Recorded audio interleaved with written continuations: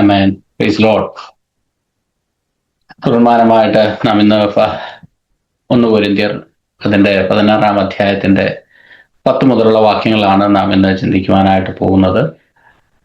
16-ാം അധ്യായമാണ് കഴിഞ്ഞ ദിവസം നാം ചിന്തിച്ചത്.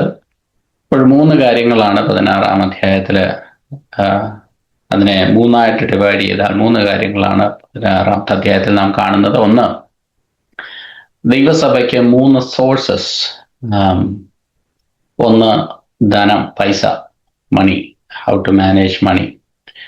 2, ഓപ്പർച്യൂണിറ്റീസിനെ എങ്ങനെ നാം പ്രയോജനപ്പെടുത്താം. 3-ാമത്തെ ഒരു കാര്യം, ആൾക്കാർ, വ്യക്തികൾ അല്ലെങ്കിൽ ഓരോ കുടുംബങ്ങളും ദൈവസഭയിലുള്ളവർ. ഇപ്പം ഈ 3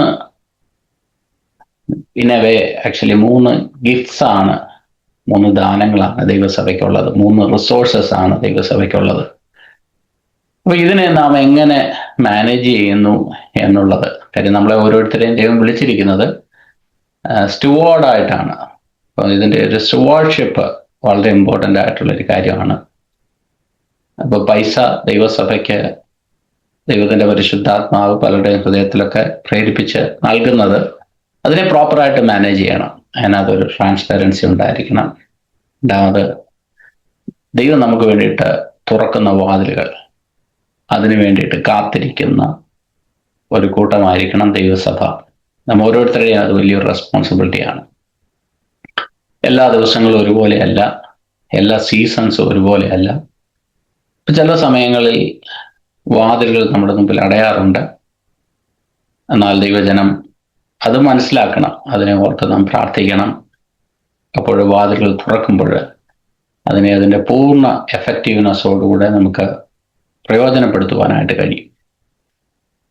അത് വ്യക്തികളുടെ ആയിക്കോട്ടെ, സ്ഥലങ്ങളായിക്കോട്ടെ, അങ്ങനെയുള്ള ഓപ്പർച്യൂണിറ്റീസ്. ഇന്ന് നാം 10 മുതലുള്ള വാക്യങ്ങളാണ് ചിന്തിക്കുന്നത്. അവിടെ മെയിനായിട്ട് പറയുന്നത് ഓരോ വ്യക്തികളെ കുറിച്ചാണ്. അപ്പൊ ദൈവസഭയിൽ വ്യക്തികൾക്ക് വളരെ ഇമ്പോർട്ടൻസ് ഉണ്ട്.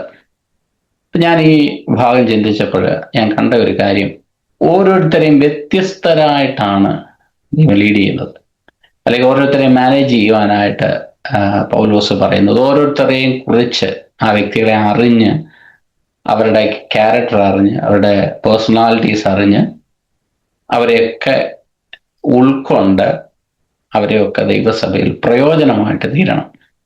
ഇപ്പം എല്ലാവരെയും ഒരുപോലെയല്ല ഡീൽ ചെയ്യേണ്ടത്, ഓരോരുത്തരെയും ഡിഫറെൻ്റ് ആയിട്ടാണ് ഡീൽ ചെയ്യേണ്ടത്. ഇപ്പം ഈ 10-ാമത്തെ വാക്യം തൊട്ട് നാം അങ്ങനെയാണ് കാണുന്നത്. നമുക്ക് 10-ാമത്തെ വാക്യം വായിക്കാം.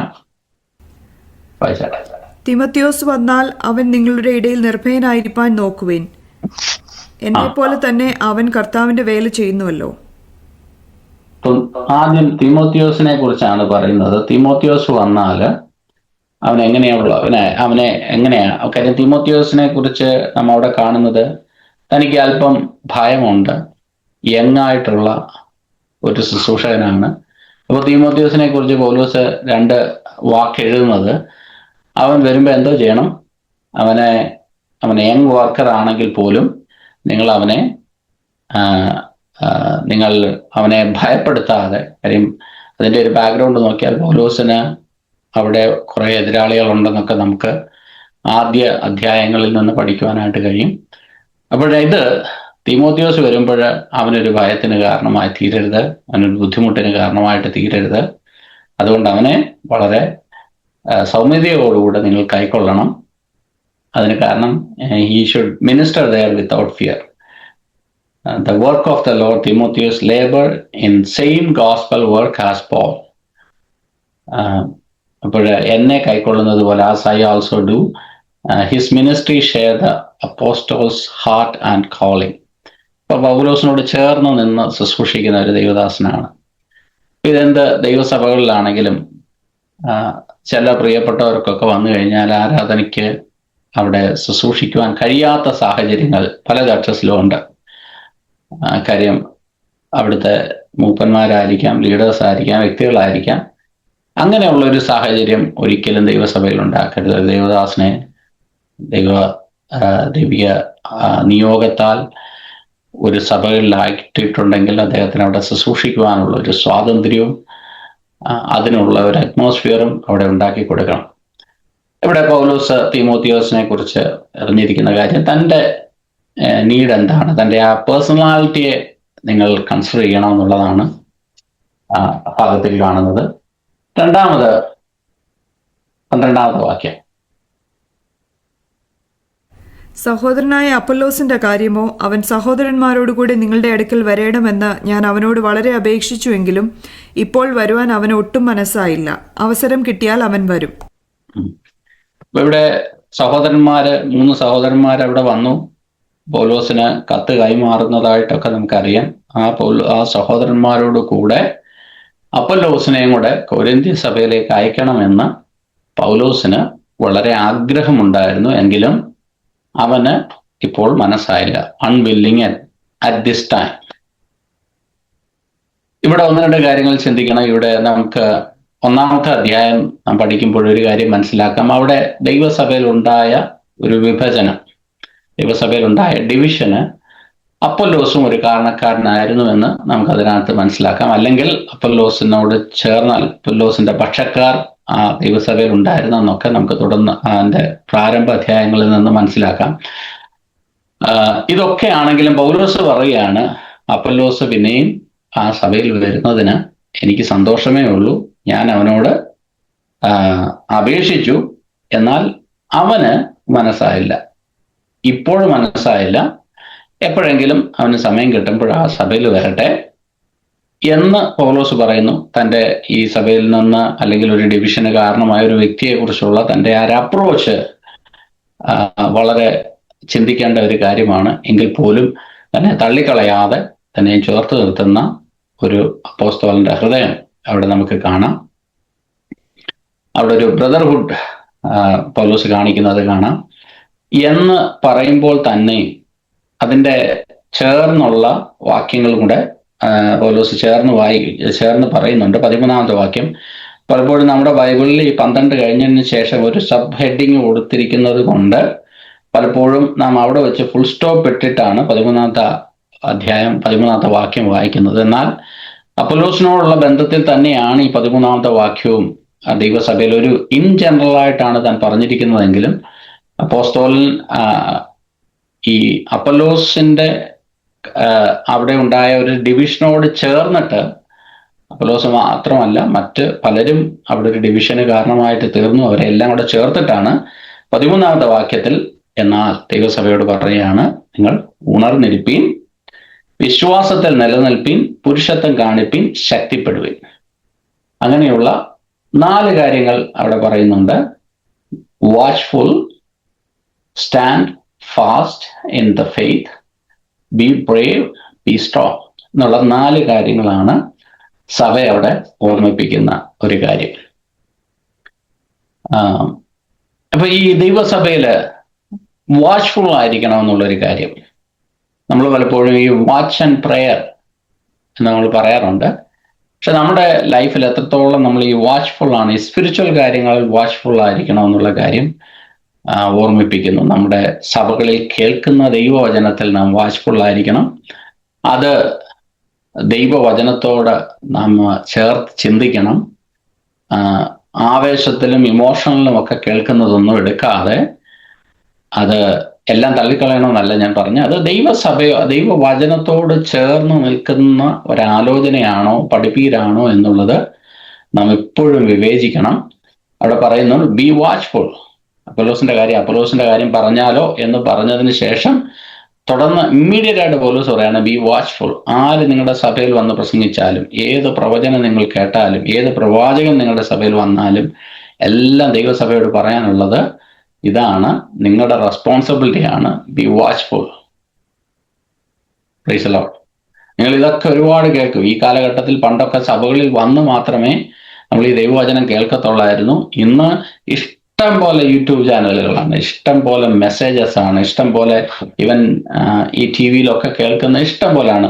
പല കാര്യങ്ങളും നമ്മുടെ ഇമോഷൻസിനെ ഒന്ന് സ്റ്റിയർ അപ്പ് ചെയ്ത് കൈയടി മേടിക്കുന്ന പല കാര്യങ്ങളും അതിനകത്തുണ്ട്. അത് നമുക്കെല്ലാവർക്കും അറിയാം.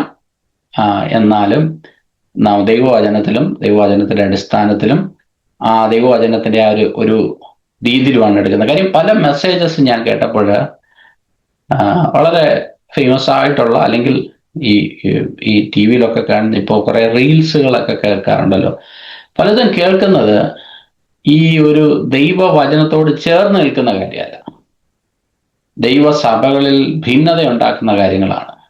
കേൾക്കുമ്പോൾ നമുക്ക് വിചാരിക്കും നമ്മുടെ കാര്യമാണല്ലോ ഈ പറയുന്നതെന്നൊക്കെ നമുക്ക് പറയും.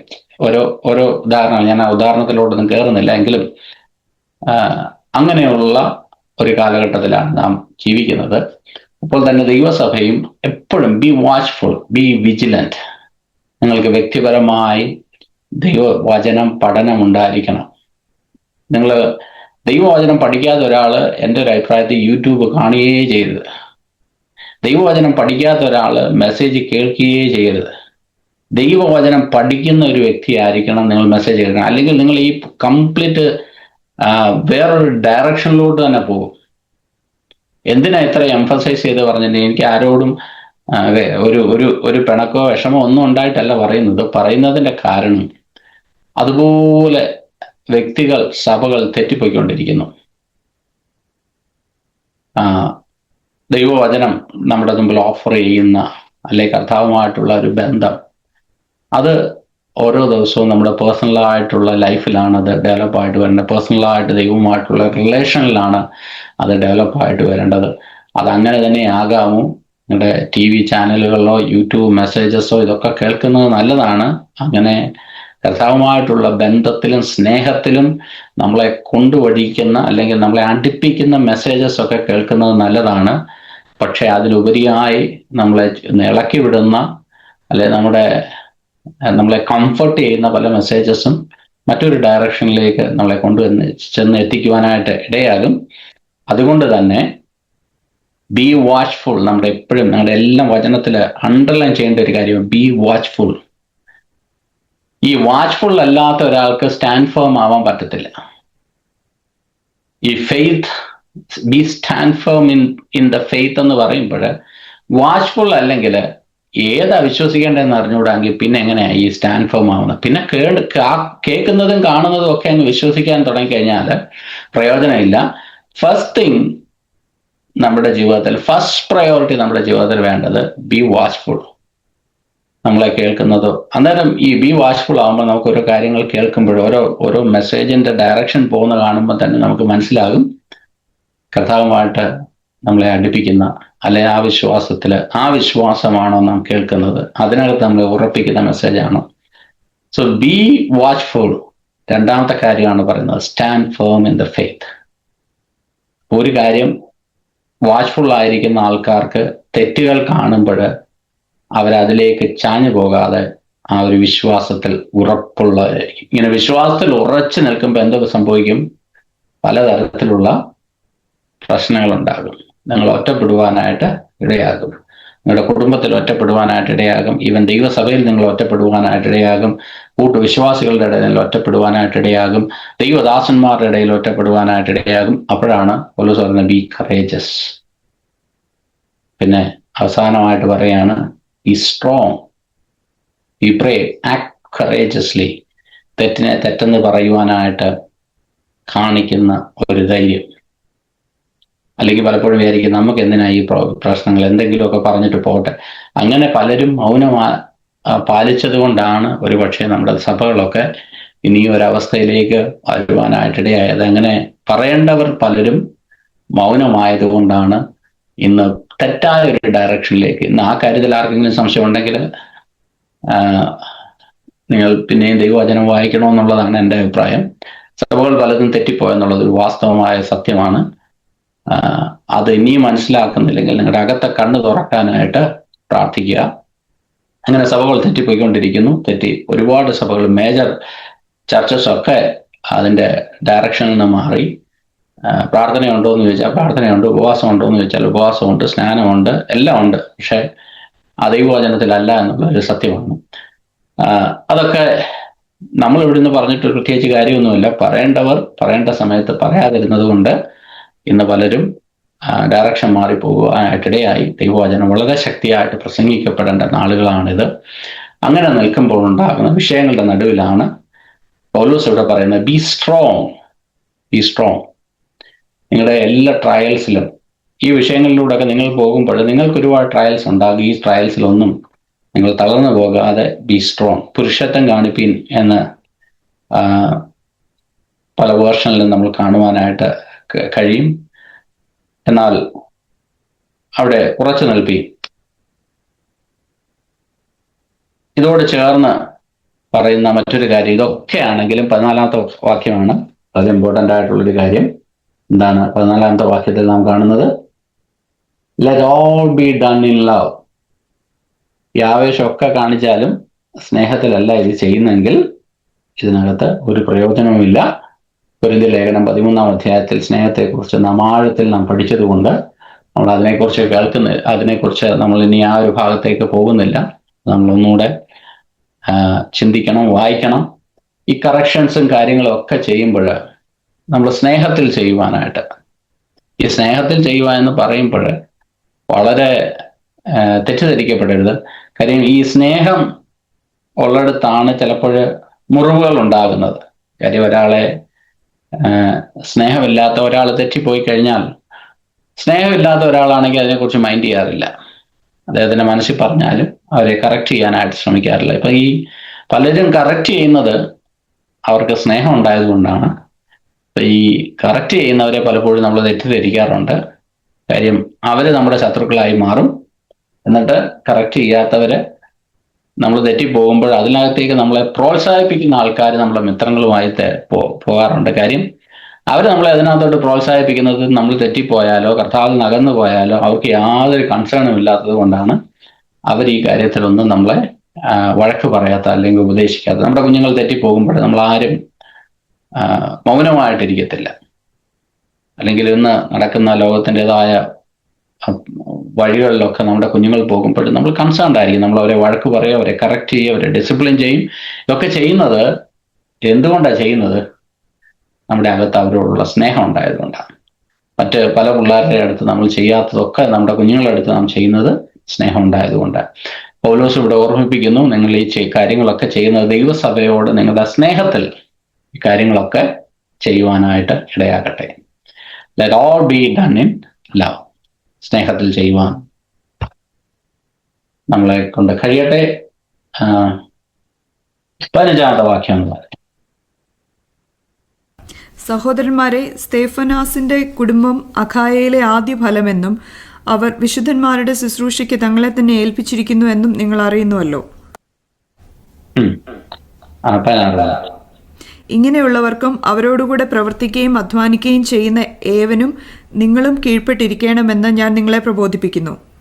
സ്തേഫനാസും ഹൊർത്തുനാത്തോസും അഖായിക്കോസും വന്നത് എനിക്ക് സന്തോഷമായി. നിങ്ങളുടെ ഭാഗത്ത് കുറവായിരുന്നത് അവർ നികത്തിയിരിക്കുന്നു. സ്തേഫനാസിന്റെ കുടുംബം അവര് ആദ്യ ഫലമായിരുന്നു. അവരെ കുറിച്ച് പറയുന്ന ഒരു പദം, they were among the earliest converts.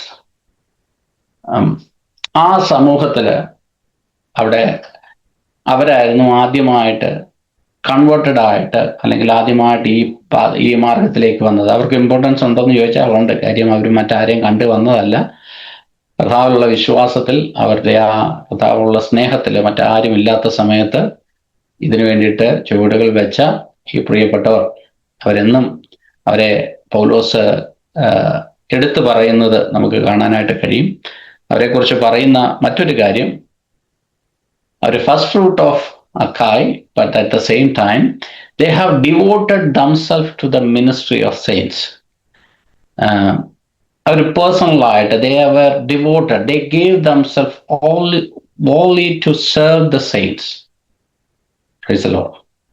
അപ്പം നമുക്ക് ഒരു ട്രാൻസ്ലേഷൻ ഇങ്ങനെ എഴുതിയിരിക്കുന്ന, അവരോട് ആരും പറഞ്ഞതല്ല, അവർ തന്നെ സെൽഫ് ഇനിഷ്യേറ്റീവ് എടുത്ത് സെർവ് ചെയ്യുന്ന ഒരു മെന്റാലിറ്റി. Price the Lord. അവിടെ അവരെ കുറിച്ചാണ് പൗലോസ് പറയുന്നത്, അവരെ നിങ്ങളുടെ ഇടയിൽ നിങ്ങൾ അവരെ ഒരു എൽഡറിനെ പോലെ അവർക്ക് കീഴടങ്ങിയിരിപ്പിക്കും. Price the Lord. ഇവിടെ ഞാനിത് വായിച്ചപ്പോൾ എൻ്റെ അകത്ത് വന്നത്. പലപ്പോഴും ഈ മോർ ദാൻ എ ടൈറ്റിൽ, അവരുടെ സർവീസിന് പൗലോസ് ഇമ്പോർട്ടൻസ് കൊടുത്തിരിക്കുക. അവിടെ അവരെന്ത് ചെയ്തു, അവരോട് ആരും പറഞ്ഞു ചെയ്തതല്ല, അല്ലാതെ അവരെന്ത് ദൈവസഭയ്ക്ക് ചെയ്തു, അത് വളരെ സ്പെസിഫിക് ആയിട്ട് അപ്പോസ്തലൻ എടുത്ത് പറഞ്ഞിരിക്കുക. ഹല്ലേലൂയ.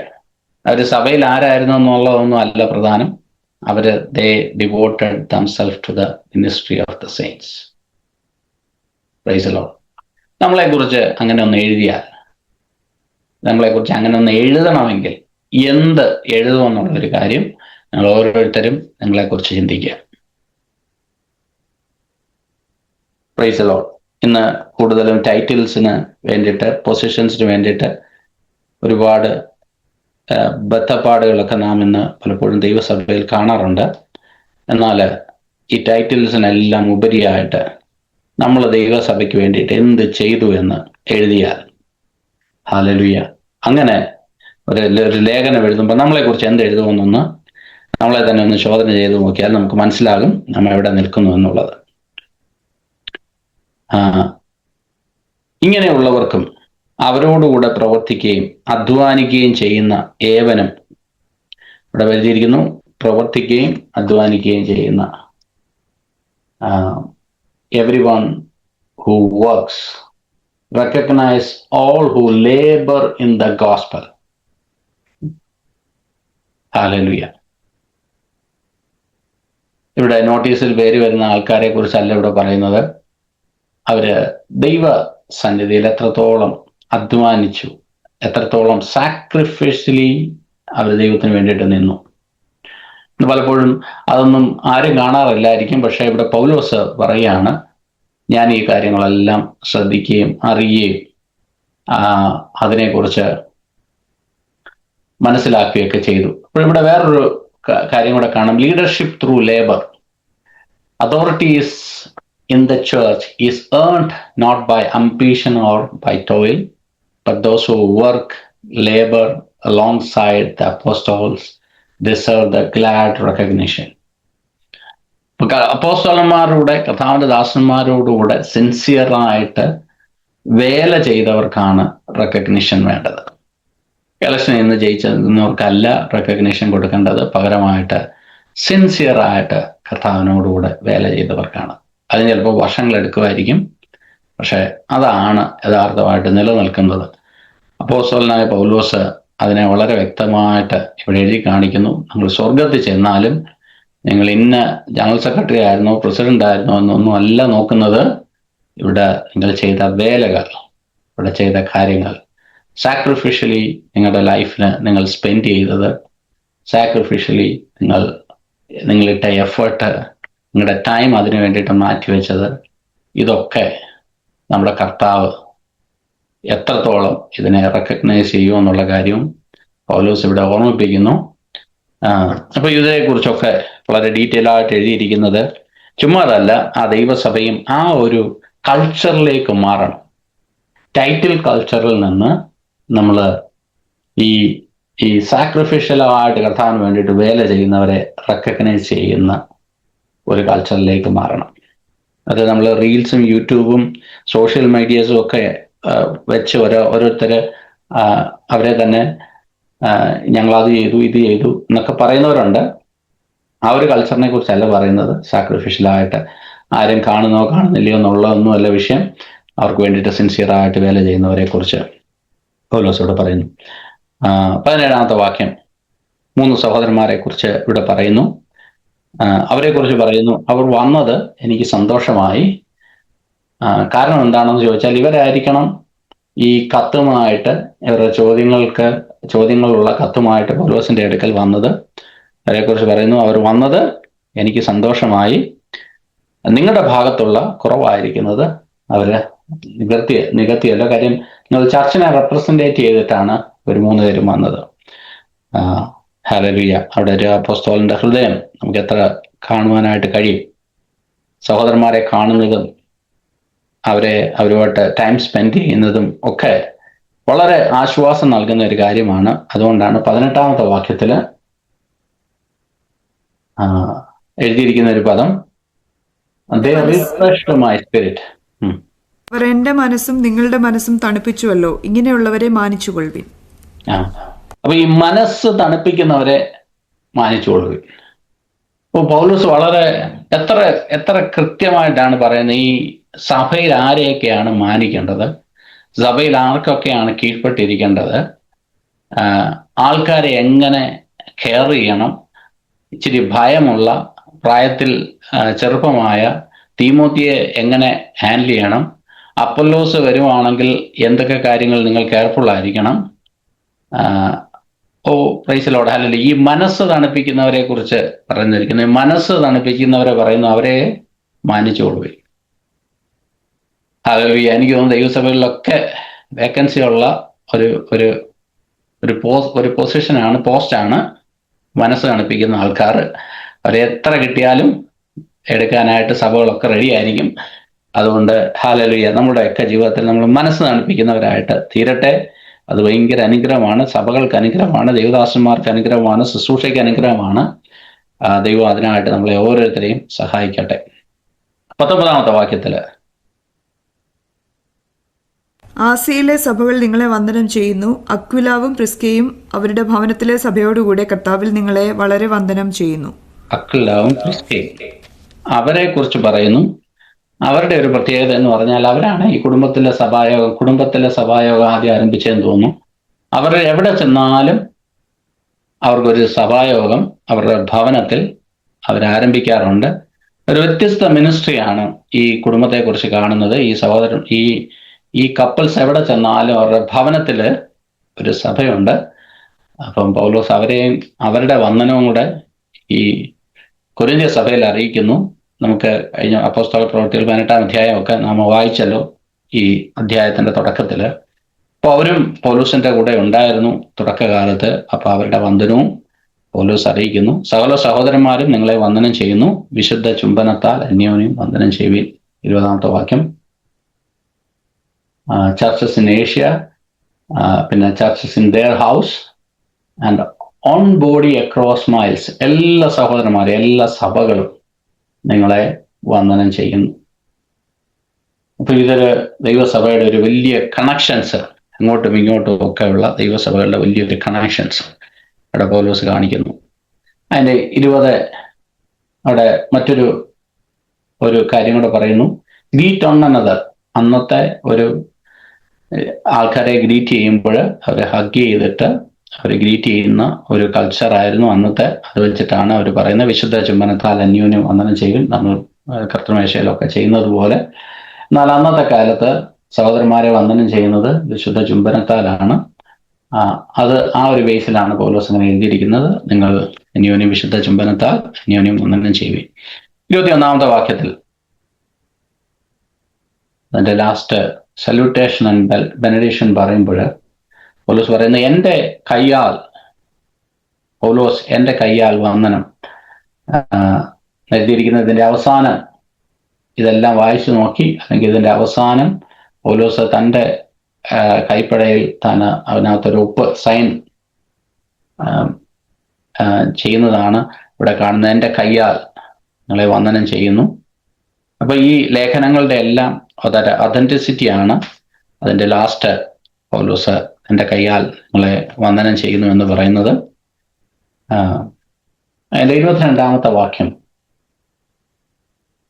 വായിക്കാം. കർത്താവിനെ സ്നേഹിക്കാത്തവൻ ഏവനും ശപിക്കപ്പെട്ടവൻ, നമ്മുടെ കർത്താവ് വരുന്നു. കർത്താവിനെ സ്നേഹിക്കാത്തവനെല്ലാം ശപിക്കപ്പെട്ടവൻ. അനാത്തമ എന്നുള്ളൊരു വേർഡാണ് ഇവിടെ യൂസ് ചെയ്തിരിക്കുന്നത്. അത് എന്നേക്കും ശപിക്കപ്പെട്ടവൻ, ഇറ്റർണിറ്റിയിലും അവൻ ശപിക്കപ്പെട്ടവൻ എന്നുള്ളതാണ് ഒരു വാണിംഗ് ആയിട്ടാണ് സഭകളിൽ പറയുന്നത്. സഭകളിലുള്ള പ്രിയപ്പെട്ടവരോടാണ് ഇത് എഴുതുന്നതെന്നുള്ള കാര്യവും നമ്മൾ മറന്നു പോകരുത്. അപ്പൊ നമ്മുടെ എല്ലാ ആക്ടിവിറ്റീസും എല്ലാ കാര്യങ്ങളും ഒക്കെ ഉള്ളപ്പോഴും തന്നെ വാസ്തവമായും കർത്താവിനെ സ്നേഹിക്കുകയും കർത്താവിനെ കൂടെ നിൽക്കുകയൊക്കെ ചെയ്യണമെന്നുള്ള നമ്മുടെ ഹൃദയത്തിലെ ആഗ്രഹം എത്രത്തോളം ഉണ്ടെന്നുള്ളത് ഒന്ന് പരിശോധിക്കണം. അവിടെ ഒരു ഡിവൈൻ ജഡ്ജ്മെന്റിനെ കുറിച്ചാണ് പൗലോസ് ഇവിടെ യൂസ് ചെയ്തിരിക്കുന്നത്. Paulos use anathema referring to a divine judgment. Cut off from salvation. കർത്താവിനെ സ്നേഹിക്കുന്ന ഒരു വ്യക്തികൾ മാത്രമേ പറയത്തുള്ളൂ മാറാനാഥ. കാര്യം കർത്താവിനെ നമ്മളിപ്പം മാറാനാഥ എന്നൊക്കെ പറയുന്നത് മീറ്റിംഗ് അവസാനിക്കുമ്പോൾ മീറ്റിംഗ് അവസാനിച്ച ഒരു സന്തോഷത്തിലായിരിക്കും പലപ്പോഴും മാറാനാഥ എന്ന് പറയുന്നത്. കർത്താവെ വേഗം വരണമേ, വേഗം വീട്ടിൽ പോകാനുള്ള ഒരു സന്തോഷത്തിലൊക്കെയാണ് പലപ്പോഴും പറയുന്നതെങ്കിലും ഇവിടെ ഒന്ന് ചിന്തിക്കേണ്ട ഒരു കാര്യമാണ്, ദൈവസഭകളിൽ പോലും കർത്താവിനെ സ്നേഹിക്കാത്തവരുണ്ട് എന്നുള്ളതിൻ്റെ ഒരു സത്യമാണ് പൗലോസ് ഇവിടെ പിന്നെയും ഓർമ്മിപ്പിക്കുന്നത്. പറയുന്ന കർത്താവിനെ സ്നേഹിക്കാത്തവൻ അവന് ശപിക്കപ്പെട്ടവൻ എന്നോട് പറയുമ്പോൾ തന്നെ അവൻ നിത്യമായി ശപിക്കപ്പെട്ടവൻ, അവൻ ആ സാൽവേഷനിൽ തന്നെ അവന് നഷ്ടപ്പെട്ടു പോകുന്നവൻ. ഒരുപാട് റെഫറൻസുകളുണ്ട്. ഗലാത്യ ലേഖനം 1-ാം അധ്യായത്തിന്റെ 8-9 വാക്യങ്ങൾ മാത്രം ഒന്ന് വായിക്കാം. എന്നാൽ ഞങ്ങൾ നിങ്ങളോട് അറിയിച്ചതിന് വിപരീതമായി ഞങ്ങളാകട്ടെ സ്വർഗത്തിൽ നിന്നൊരു ദൂതനാകട്ടെ നിങ്ങളോട് സുവിശേഷം അറിയിച്ചാൽ അവൻ ശപിക്കപ്പെട്ടവൻ. ഞങ്ങൾ മുൻ പറഞ്ഞതുപോലെ ഞാൻ ഇപ്പോൾ പിന്നെയും പറയുന്നു, നിങ്ങൾ കൈക്കൊണ്ട സുവിശേഷത്തിന് വിപരീതമായി ആരെങ്കിലും നിങ്ങളോട് സുവിശേഷം അറിയിച്ചാൽ അവൻ ശപിക്കപ്പെട്ടവൻ. അവിടെയും ഈ പദം തന്നെയാണ്, അനാത്തമ എന്നുള്ള ഒരു വേർഡ് തന്നെയാണ് ഉപയോഗിച്ചിരിക്കുന്നത്. അപ്പൊ ഇങ്ങനെയുള്ളവർ നിത്യമായി വചനത്തിന് വിരോധമായിട്ട്, ഞങ്ങൾ അറിയിച്ചതിന് വിരോധമായിട്ട് സംസാരിക്കുന്നവനെ കുറിച്ച് പറയുന്നു. കർത്താവിനെ സ്നേഹിക്കാത്തവനെ കുറിച്ച് പറയുന്നു. ഇപ്പൊ വചനത്തിന് വിരുദ്ധമായിട്ട് നമ്മൾ പറഞ്ഞില്ലെങ്കിലും ഞാൻ പലപ്പോഴും ചിന്തിക്കാറുണ്ട്, ഈ കർത്താവിനെ നമ്മൾ എത്രത്തോളം സ്നേഹിക്കുന്നു എന്നുള്ള കാര്യം വളരെ ഭയത്തോടുകൂടെ ചിന്തിക്കേണ്ട ഒരു കാര്യമാണ്. ഈ കാര്യങ്ങളൊക്കെ ഉണ്ടെന്നൊക്കെ പറഞ്ഞാലും വാസ്തവമായും കർത്താവിനെ സ്നേഹിക്കുന്നുണ്ടോ, അല്ലെങ്കിൽ ഈ സ്നേഹം എത്രത്തോളം ഉണ്ട്, അല്ലെങ്കിൽ ഈ സ്നേഹം ഇത് മതിയോ എന്നൊക്കെയുള്ള ചിന്തകൾ പലപ്പോഴും എന്നെ തന്നെ ഒന്ന് പരിശോധിച്ച് നോക്കുമ്പോൾ എന്നെ തന്നെ ഭയപ്പെടുത്തുന്ന ഒരു കാര്യമാണ്. കർത്താവിനെ സ്നേഹിക്കുവാൻ, വാസ്തവമായും കർത്താവിനെ അതിനുവേണ്ടിയിട്ട് നമ്മുടെ ഹൃദയത്തിൻ്റെ കണ്ണുകളൊക്കെ തുറക്കപ്പെടട്ടെ, അതിനു വേണ്ടിയിട്ട് നിൽക്കുവാൻ, അല്ലെങ്കിൽ ലോകത്തിൽ എന്തെങ്കിലും നേടുവാൻ വേണ്ടിയിട്ട് നാം കർത്താവിനെ സ്നേഹിക്കുന്നവരല്ല. അതിലെല്ലാം ഉപരിയായി കർത്താവിനെ സ്നേഹിക്കുവാൻ, പ്രാണനാഥനോട് ചേർന്ന് അല്ലെങ്കിൽ അവനെ കാണുവാനുള്ള ഒരു ആഗ്രഹം നമ്മുടെ ജീവിതത്തിൽ ഏറ്റവും വർദ്ധിച്ചു വരട്ടെ. ആ ഒരു ചിന്തയിൽ നിന്ന് നമുക്ക് പറയുവാനായിട്ട് കഴിയട്ടെ, മാറാനാഥ കർത്താവേ വേഗം വരണമേ. അപ്പൊ 23-24 വാക്യങ്ങൾ. കർത്താവായ യേശുക്രിസ്തുവിന്റെ കൃപ നിങ്ങളോടുകൂടെ ഇരിക്കുമാറാകട്ടെ. നിങ്ങൾക്കെല്ലാവർക്കും ക്രിസ്തു യേശുവിൽ എൻ്റെ സ്നേഹം. ആമേൻ. ഇവിടെ പൗലോസ് ഇത് തുടങ്ങിയത് ഗ്രേസിലാണ്. ഈ ആദ്യ അധ്യായങ്ങൾ ഓർമ്മയുള്ളവർക്ക് ഇത് കർത്താവിന്റെ കൃപയിൽ ആരംഭിച്ചു. ഈ അധ്യായം അവസാനിപ്പിക്കുന്നതും പൗലോസ് കൃപയിൽ തന്നെയാണ്. കർത്താവിന്റെ കൃപ നിങ്ങളോട് എല്ലാവരുടെയും കൂടെ ഇരിക്കട്ടെ. Grace flows from Christ to his people. ദൈവത്തിന്റെ കൃപ നമ്മളെല്ലാം ഒഴുകട്ടെ എന്ന് പറഞ്ഞ് പൗലോസ് ഇവിടെ അധ്യായം അവസാനിപ്പിക്കുന്നു. ഈ 1 കൊരിന്ത്യർ ലേഖനം പഠിക്കുവാനായിട്ട് ദൈവം നമുക്ക് തന്ന കൃപയ്ക്കായിട്ട് ഞാൻ ദൈവത്തിന് നന്ദിയോടെ സ്തോത്രം ചെയ്യുന്നു. പഠിപ്പിക്കുവാനുള്ള കൃപ എനിക്ക് തന്നതിനായിട്ട്. ഇത് പലപ്പോഴും ദേവദാസന്മാരൊക്കെ ഒരുപാട് നല്ല തോട്ട്സുകൾ ഇതിനകത്തുനിന്ന് ഷെയർ ചെയ്യുവാനായിട്ടിടയായി. എൻ്റെ ജീവിതത്തിലും അത് അനുഗ്രഹമായിരുന്നു. ഇത്രത്തോളം ദൈവം നമ്മളെ സഹായിച്ചല്ലോ. നമുക്ക് ദൈവത്തിന് നന്ദിയോടെ സ്തോത്രം ചെയ്യാം.